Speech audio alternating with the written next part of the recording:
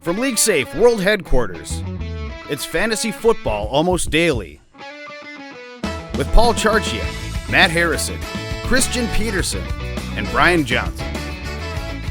Part of me just feels like it's not real life. He's playing against vanilla offenses or vanilla defenses in the preseason. So I don't know. To be honest, I'm trying to figure this out myself because I don't know what to believe at this point. He has looked so good, but I'm trying to have a dose of reality. It's like unprecedented, this kind of situation. I can't remember a situation similar to this going into the season where a big name quarterback goes out and there's a rookie that's played this well that has everyone thinking it could be a top 10 player or be a total bust. And you just have to wait and see. Basically, it's everyone's going with their gut at this point. And the things he certainly has going for him is this great offensive line that is going to give him time to throw. And that of course, is a huge thing, especially with young quarterbacks, is if you give them time, then, they can sit back there and find a receiver and deliver the ball to him. So I think that's important to note here.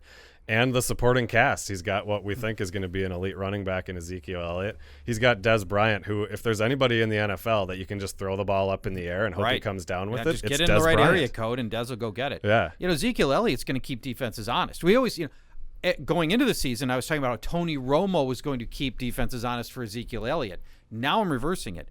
Zeke's power running game is going to keep defenses from being able to pin their ears back and come get Prescott. And frankly, Prescott's running ability is so good anyway. Yeah, he can scramble away from he can pressure scramble away from things, and comes. he's going to pop with some big games with his leg over the course of this season. And I believe for fantasy purposes, he is a QB2, and you can start him on a fairly regular basis on an as needed basis, and hope that you're getting in that situation where he throws one or two, he runs a touchdown in, he puts together 48 rushing yards, and the next thing you know, you've got a really nice game out of him. So that's going to happen. So then before we move on to how this affects the other guys in redraft, how about Dynasty? Is Dak Prescott let's just say he's my number one rookie quarterback. So is he a first-round rookie Dynasty draft player? Yeah? Mid-first round? Early first round?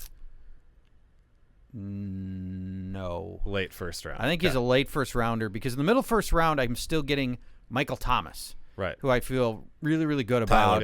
Tyler Boyd, Sterling and then Shepard. the other part of it is just the quarterback position is just so deep. Any other running back other than Zeke, obviously, Derrick Henry that you would draft over Dak now? Not right now. No, with all the question marks on Kenneth Dixon, I can't. I would agree with that. I think it's just those two. So you've got it sounds. We've just mentioned 7 or 8 guys, so you've got them in the latter third of the first round. Yes, in Dynasty. and for redraft, Dak Prescott is my number 19, my number 19 quarterback coming out of this, which that's a second quarterback on most fantasy teams. Yeah. All right, so let's go to Dez Bryant then. I think the second guy who's most affected by this. Brian, you did some great research on. Well, yeah, I got to give credit to Jacob Rickroad is his name. He's a writer for RotoViz. Follow him on Twitter at Clutch Fantasy But he dug up the stat that the only 2 rookie quarterbacks in the history of the NFL to support a wide receiver 1 fantasy season were Cam Newton with Steve Smith and Andrew Luck with Reggie Wayne.